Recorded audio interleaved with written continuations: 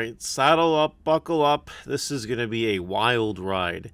A roller coaster of hot takes. Usually on Tuesdays, I make deck profiles. That's pretty normal. The only time I overwrite this rule is if something happens.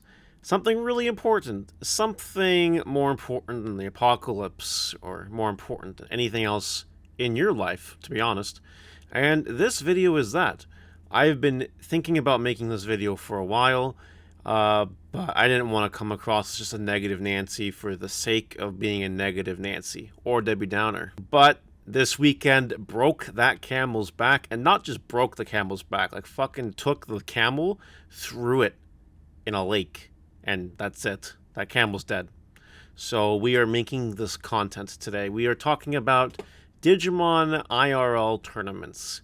Now, I do want to start off the video with something positive real quick. Do you guys like charity? I like charity. I think charity is a great thing for people that cannot help themselves because they just literally can't do it. And it gives people an opportunity to help others, which is awesome. On Friday the 29th, I am doing a charity stream over on Twitch. I believe there's going to be BT9 stuff, and there's going to be Digimon Survive stuff.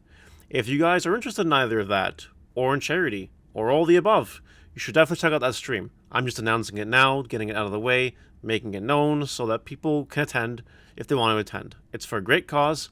This is for Games for Love, a charity that is dedicated to help children through giving them games and stuff.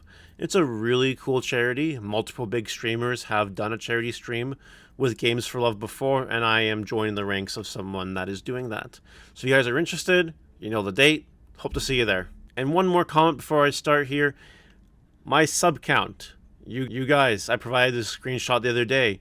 You know, some of you that watch my videos are not subscribed. A bunch of you are. And I announced this yesterday on the Market Watch. And at the time of recording this, which is about 10 hours after the Market Watch, I've gained over 70 subscribers. And I'm sure by the time this goes live tomorrow morning, it'll probably be over 100. So I want to thank you guys for subscribing. And again, if you're not subscribed, you should do that. There's no reason not to. Literally not. Alright, so let's start talking about the meat and potatoes here. Digimon tournaments. Digimon IRL tournaments. They're just a piece of work, let me tell you. It's definitely the way forward, for sure, without a doubt.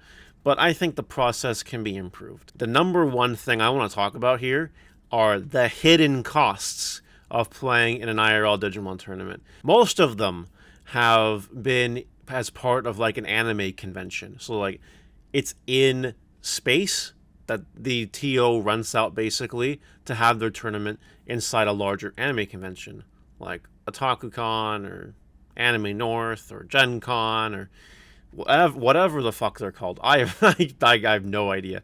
But that's been the approach for the majority of these regionals, or all these regionals, to just rent out space during this convention and, you know, do that. Now, the reason that this is done, and one person related to the people that have done this have told me, it's just come down to costs. It's literally costs. It is cheaper to do it this way than to, like, rent a hotel conference space or a convention center conference space. It's much cheaper to do this. And while that's cool and all, that's complete shit, if you ask my opinion. For the players that are not interested in anime at all, they have to pay an extra fee for the anime convention just to go play at a Digimon tournament. Which, I like anime. Don't get me wrong. Let me know in the comments what your favorite anime is. Mine is Death Note. I think that anime is straight fire. But for anyone that's not really interested in that kind of thing, you know, it sucks a lot.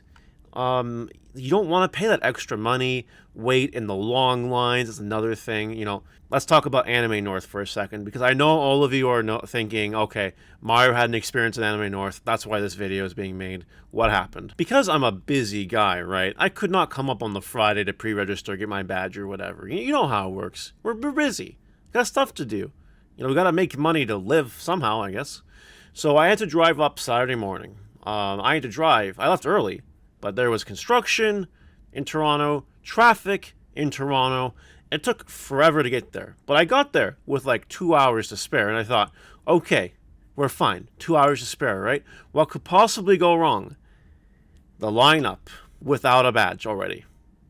I waited outside in the sweltering heat for 2 fucking hours.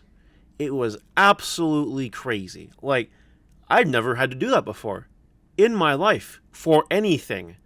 And it pissed me off. And what was worse about the situation is that the TO was not willing to extend the amount of time to get in there. Like, for instance, I'll give a shout out to PPG because this happened at one of the more recent regionals. People were having a hard time getting in because the anime convention was, pretty full. So they delayed the tournament start a little bit. It was one of the regionals I went to that I played Sealed and Gallimon. That was the one. I thought that was really cool for PPG to do that. Carta Magica did not do that. Now, I will give props to Carta Magica because they did run the tournament well. They kept to their time schedule, and it was on time. Like, every hour was a new round, and that was very good. So shout out to Carta for doing that. But, there were a handful of people that did not make round one and lost round one, and multiple people that did not make round two after that and lost round two. And just because the line to get in was so long.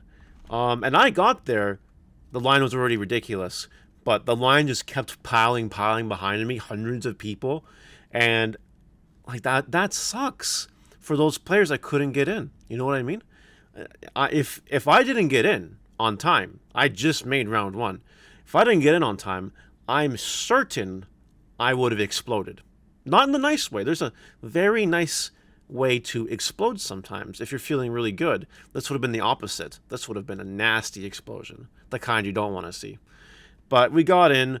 It was really, really annoying, and I do feel legitimately bad for everyone that could not get in.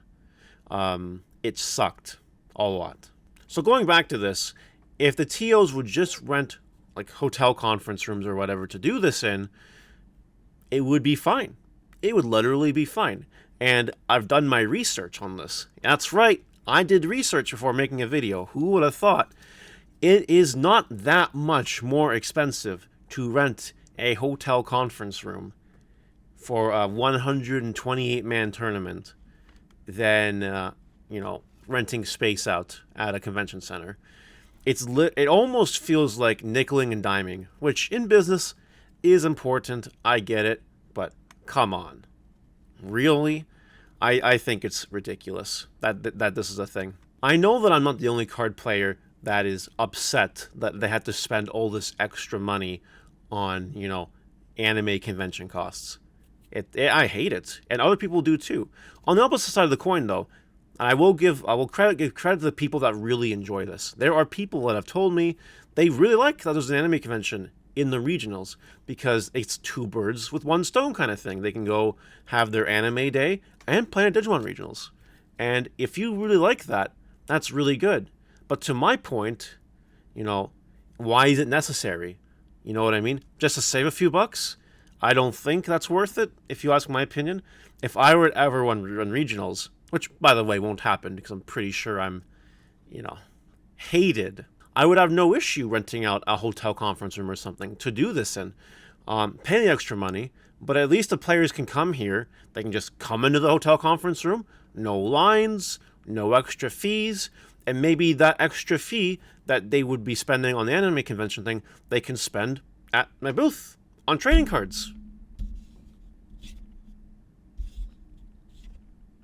Good enough. And that would kind of help, right? That's the way I look at things anyway.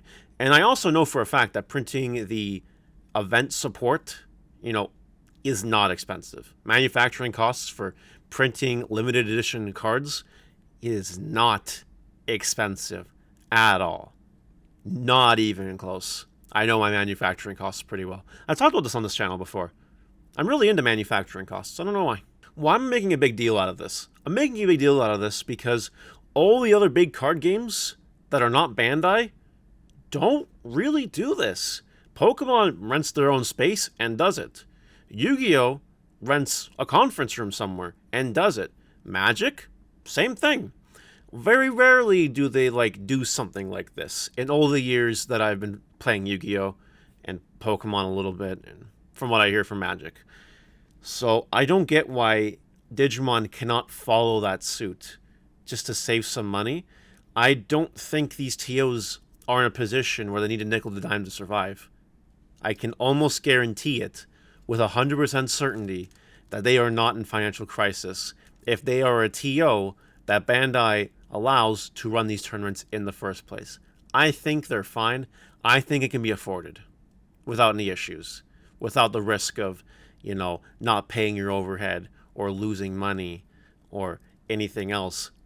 Blah, blah, blah shit stuff. And a side note before we end the video here, I asked people about the online regional signups that just passed. There were 3 of them, and they all didn't fill up on the spot, which I thought was super interesting. I think this is the first wave of regionals, online regionals, that didn't sell out almost instantly, like within 5 minutes or within an hour or something. And I thought that's interesting. I'm not going to make a big deal about it. It is a topic for a different video. I'm not going to get into it today.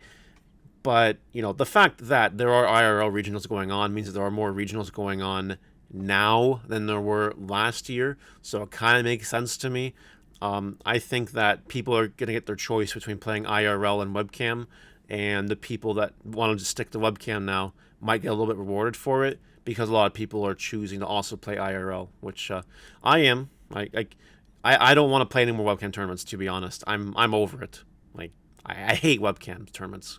Anyway, there's my little rant for today. Just a serious discussion, not so many jokes, not so many inappropriate comments.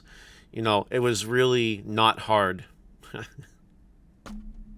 It wasn't hard to make this video, and I've been saving it for a while, just stewing on the topic, waiting to see if I ever wanted to make the video. But the Anime North experience just sucked a lot, and I wanted to talk about it. It could have been a lot worse than it was, but I think that something should change.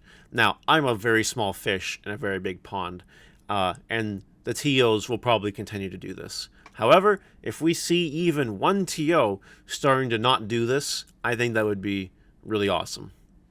Anyway, that's all I got for this video. Let me know what you think in the comment section below, and we'll see you later. Bye.